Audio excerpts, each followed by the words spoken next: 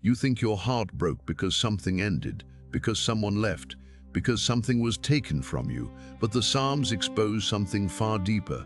Your heart breaks when what you trusted fails you, and if you don't understand that, you will try to heal by replacing what was lost, instead of correcting what you trusted. And that is why the pain doesn't leave. It shifts, it repeats, it finds a new form, because the root was never touched.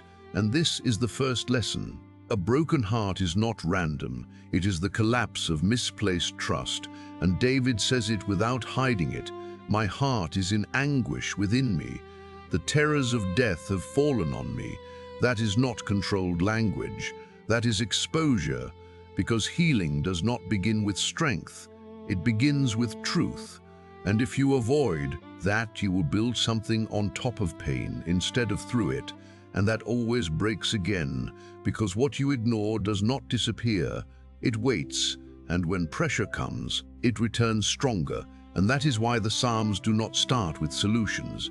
They start with confrontation.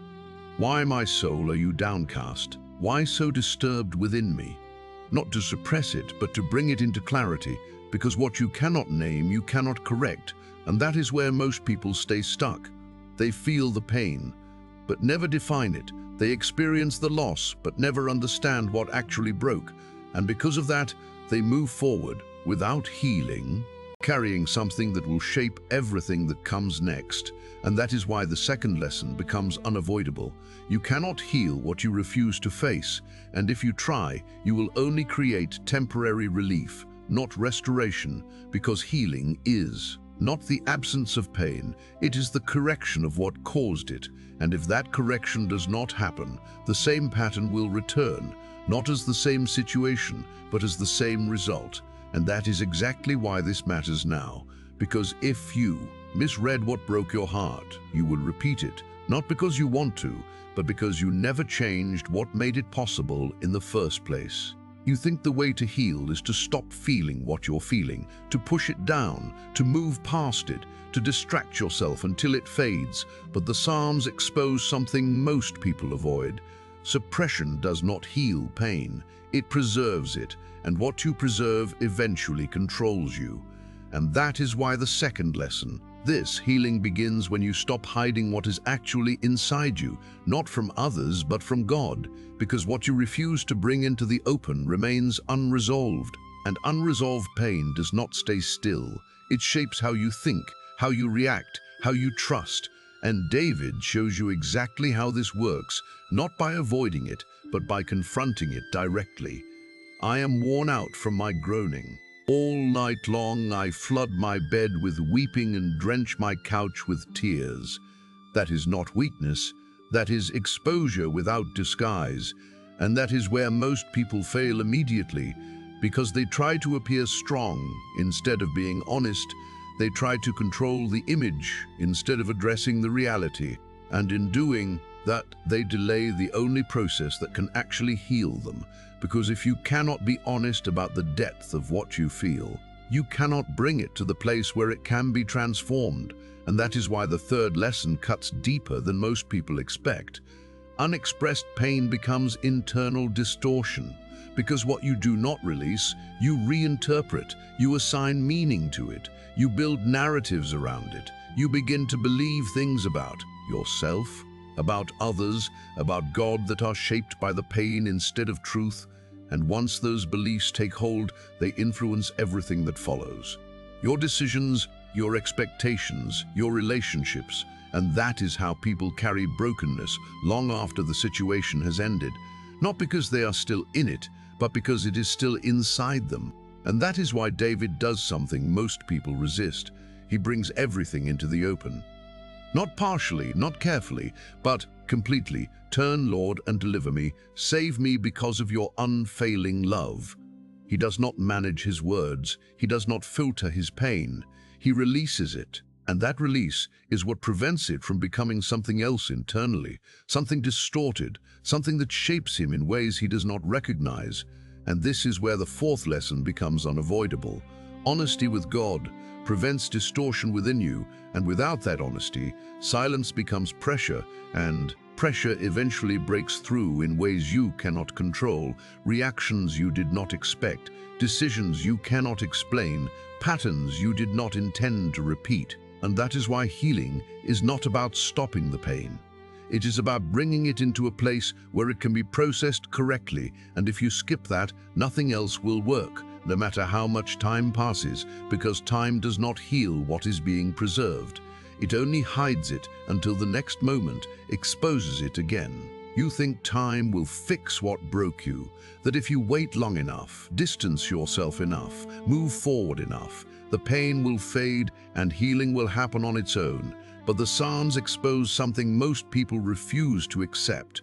Time does not heal what is misinterpreted, it reinforces it. And that is the third lesson. What you believe about your pain determines what it becomes. And if that belief is wrong, everything that follows will be built on distortion, not truth. And that is exactly where most people get trapped, because they do not just feel pain, they explain it, they assign meaning to it, and that meaning becomes the lens through which they see everything else. And David shows how dangerous that is, because he moves between two positions, distortion and correction. Has his unfailing love vanished forever? Has his promise failed for all time? That is not truth, that is interpretation under pressure. And if that interpretation stays unchallenged, it becomes belief, and belief shapes response, and response shapes outcome. And that is how pain turns into identity, not in one moment, but in repeated agreement with what feels true but is not aligned. And that is why the fourth lesson cuts deeper than most expect. Unchallenged thoughts become permanent patterns, because what you repeat internally becomes what you accept as reality. And once it is accepted, it no longer feels like a reaction, it feels like truth, and that is where healing stops. Because you are no longer trying to correct anything, you are reinforcing it. And this is why David does something most people never do. He interrupts himself. Then I thought, to this I will appeal, the years when the Most High stretched out his right hand. He shifts from interpretation to truth, from what he feels to what he knows, and that shift is what begins to realign everything, not immediately, but decisively. Because now the process is no longer driven by distortion, it is guided by something stable. And that is the fifth lesson. Healing requires correction of thought, not just expression of emotion. Because if you only release what you feel without correcting what you believe, the same patterns will return, the same reactions will repeat, and nothing will truly change. And that is why most people stay stuck, not because they did not express the pain, but because they never challenged the meaning they gave it. And that meaning is what shapes everything that follows. And until it is corrected, time will not heal it. It will only make it feel more permanent, more justified, more real. And that is exactly why the next lesson becomes unavoidable. Because even if you begin to correct your thoughts, there is still something deeper that determines whether your heart actually heals or stays partially broken, no matter what you do. You think the hardest part is letting go of the person, the situation, the moment that hurt you. But the Psalms show something far more difficult. You are not just holding on to what happened, you are holding on to what it meant to you. And until that meaning changes, nothing truly leaves. And that is the fourth lesson. You are not attached to the event. You are attached to the interpretation of it. And that is why letting go feels impossible.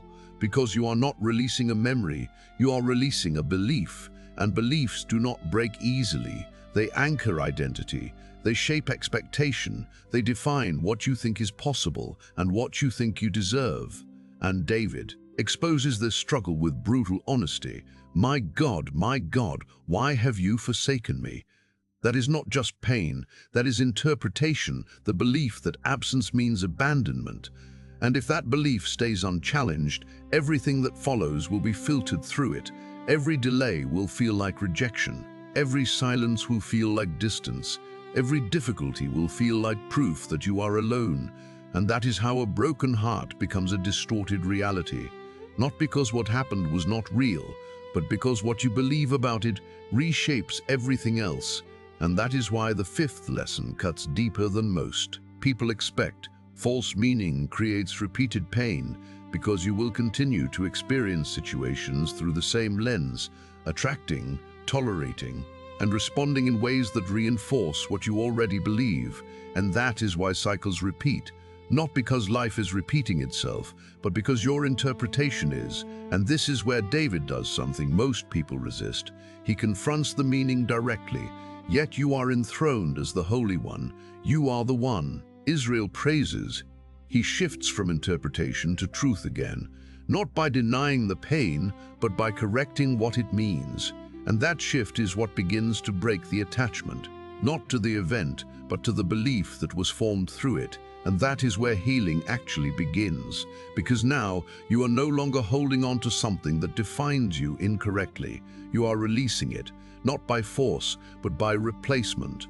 Truth replacing distortion, alignment replacing assumption, and without that, nothing leaves, no matter how much time passes, no matter how much distance you create, because the root remains untouched, and that root will continue to shape your reactions, your decisions, your expectations, until it is corrected. And that is why this is not just about moving on, it is about reinterpreting what happened through something stable, something true, something that does not change based on your emotions. And if you do not do that, you will carry the same weight into every new situation, every new relationship, every new decision. And that weight will eventually produce the same result again. Not because the situation was the same, but because the meaning you carried into it was. You think healing means forgetting what happened, moving past it, leaving it behind, as if it no longer matters. But the Psalms expose something far more precise. Healing is not forgetting, it is remembering correctly. Because what you remember shapes how you move forward. And if your memory is distorted, your future will reflect that distortion no matter how far you think you've moved on. And that is the fifth lesson. Healing requires you to confront your memory, not erase it. And David shows exactly how this works, because he does not try to forget. He forces himself to remember differently. I will remember the deeds of the Lord. Yes, I will remember your miracles of long ago. And that shift is not passive. It is intentional, because without it, his mind would stay fixed on the pain, the loss, the absence, and that fixation would shape everything that follows. And this is where most people get trapped, because they replay what hurt them without correcting it. They remember the loss without remembering what still remains true. They focus on what failed without anchoring to what has not. And over time, that selective memory becomes their reality. It defines how they see themselves, how they trust others, how they interpret every new situation. And that is why the sixth lesson cuts deeper than most expect. Uncorrected memory reinforces broken identity, because what you revisit without truth becomes stronger, more familiar, more permanent. And that is how pain stays alive long after the situation has ended, not because it is still happening, but because it is still being reinforced internally. And this is where David interrupts that process deliberately. He shifts focus, not to deny the pain, but to balance it with truth, to remind himself of something stable in the middle of something unstable. And that is what begins to restore clarity, because now his memory is no longer one-sided. It is anchored, it is aligned. And that alignment changes how everything else is processed, because you are no longer reacting only to what hurt you. You are responding from something that remains true regardless of what happened. And that is what breaks the cycle, not forgetting, but remembering differently. And without that, every new situation will be filtered through the same unresolved past, leading to the same reactions, the same fears, the same outcomes. And that is why most people stay stuck. Not because they cannot move forward, but because they carry the past forward in a form that has never been corrected. And until that correction happens, nothing truly changes, no matter how much time passes. You think healing happens when the pain finally goes away, when you feel better, when the emotions settle, but the Psalms expose something far more uncomfortable. Healing often begins while the pain is still present, not after it disappears. And if you wait for the feeling to change before you move, you will stay in. The the same place far longer than necessary, because the sixth lesson is this: healing is a decision before it is a feeling, and most people reverse that. They wait to feel ready, they wait to feel stable, they wait to feel different, and because of that, they never take the steps that would actually change anything. And David shows you the exact opposite pattern, because even in the middle of distress, he makes a decision that does not match what he feels. Trust in him at all times. You, people, pour out your hearts to him, for God is our refuge. That is not emotion, that is direction, and that direction is what begins to shift everything internally. Because now the process is no longer controlled by what he feels, it is guided by what he chooses, and that is where most people get stuck, because they let emotion dictate action, and emotion is unstable. It changes, it rises, it falls, it reacts to circumstances, and if your actions follow that pattern, your progress will be inconsistent, unpredictable, and easily reversed. And that is why the seventh lesson cuts deeper than most expect. Waiting for the feeling to change delays the healing process, because you are placing the result before the decision, and without the decision, the result never comes. And this is why David repeats the same structure again and again. He feels one thing, but chooses another. But I trust in you, Lord. I say, you are my God. And that repetition is not accidental, it is reinforcement. Because every time he chooses alignment over emotion, he strengthens a different pattern, one that is not controlled by what is happening around him, but by what remains true regardless of the situation. And over time, that pattern begins to shape his internal state, not instantly, but consistently. And that is how healing actually forms, not through waiting, but through repeated decisions that move you in a direction your feelings have not caught up to yet. And if you do not understand that, you will keep expecting healing to arrive before you act. And that expectation will keep you stuck, because the process requires movement first, alignment first, choice first. And without that, nothing shifts, no matter how much time passes, because time does not create change on its own. It only amplifies the direction you are already moving in. And if that direction is passive, delayed, or dependent on feeling, then the outcome will reflect that, and that is exactly why the next lesson becomes unavoidable. Because even if you begin to make the right decisions, there is still something that can quietly undo your progress if you are not aware of it. You think once you start making the right decisions, once you begin choosing alignment over emotion, the process will continue forward automatically. But the Psalms expose something far more subtle.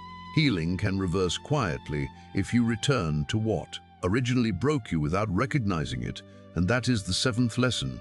What you tolerate after pain determines whether you stay healed or become broken again, and most people never see this happening because it does not look like the same situation. It feels different, it appears harmless, but the pattern is the same, and patterns are what produce outcomes, not isolated events. And David shows how easily this shift can happen. If I had cherished sin in my heart, the Lord would not have listened. That is not about one moment. It is about what you allow to remain, what you excuse, what you tolerate, even after you have seen clearly. And that is where most people undo their own progress. Not through a single mistake, but through repeated tolerance of what they already know is not aligned. And that tolerance slowly shifts their position, not dramatically, but gradually, until they find themselves reacting the same way again, trusting the same way again, trusting the same way again, and eventually experiencing the same result again. And that is why the eighth lesson cuts deeper than most people expect. Healing requires boundaries, not just understanding. Because understanding without boundaries does not change behavior, and behavior is what determines whether the pattern continues or stops. And this is where most people get trapped, because they believe awareness is enough. They think seeing the issue will prevent it from repeating, but without action, without limits, without decisions that block the pattern from re-entering, awareness becomes passive, and passive awareness does not prevent repetition. It only makes you aware of it while it happens again. And that is one of the most frustrating places to be, because now you see it, you recognize it, but you still fall into it, and that is where many people give up. Not because healing is impossible, but because they never established the boundaries required to protect it. And this is why David constantly reinforces separation, not from everything, but from what pulls him out of alignment. Because he understands that what you allow around you eventually shapes what happens within you, and if that environment is not controlled, if those influences are not limited, they will slowly erode what you have been building, not instantly, but consistently, until the progress you made feels like it disappeared, when in reality it was gradually undone. And that is why healing is not just about what you do once, it is about what you continue to refuse, what you consistently avoid, what you deliberately remove. And without that, nothing holds, no matter how strong the initial change felt. And that is exactly why the final lesson matters more than everything before it, because it determines whether what you have started will actually last or collapse again in a way that feels familiar but should have been prevented. You think a healed heart means you'll never feel that pain again, that once the process is complete, nothing will touch you the same way. But the Psalms expose something far more honest. Healing does not remove your capacity to feel. It restores your capacity to respond correctly when you do. And that is the final lesson. A healed heart is not protected from pain. It is positioned differently inside it. And that difference decides everything, because now pain does not control you. It reveals where you stand, and David makes this unmistakable. The Lord is close to the brokenhearted and saves those who are crushed in spirit. Not avoids, not removes, close, present, active inside the very place you thought was only loss. And that changes everything, because now your pain is no longer a signal that something is wrong with you. It becomes a moment where your alignment is tested again. And this is where most people misunderstand healing completely. They expect to feel nothing, and when they feel something again, they assume they are back at the beginning, but that is not true. The question is not whether you feel it, it is how you respond to it now. And that response reveals whether the process actually changed you or not. And that is why the warning becomes unavoidable, because if you respond the same way, you are still in the same pattern. But if you respond differently, even while feeling the same intensity, then something has shifted, something has been rebuilt. Something is now stable that was not before. And that is what healing actually produces. Not numbness, but control. Not absence of emotion, but alignment within it. And that is why David's words change over time. Not because his life becomes perfect, but because his position does. Create in me a pure heart, O God, and renew a steadfast spirit within me. That is not a one-time request, it is a pattern, a continuous alignment. Because he understands that what has been restored must be maintained, not assumed, and that is where most people fail at the very end. They think the process is finished. They stop guarding what they built. They return to old patterns slowly, almost unconsciously, and over time, the same instability returns, not because healing did not happen, but because it was not maintained. And that is why this moment matters more than everything you have heard. Because now you are not just aware of what broke your heart, you are aware of what keeps it whole, and that awareness creates responsibility, not later, now. Because every decision you make from this point forward either reinforces the new pattern or reopens the old one, and there is no neutral, because every response either builds or breaks, strengthens or weakens, aligns or distorts, and over time, those responses define your outcome, not in one moment, but in repeated choices that become your default, and that default becomes your life, and that is the line the Psalms draw at the end, not between those who felt pain and those who didn't, but between those who were changed by it and those who remained the same.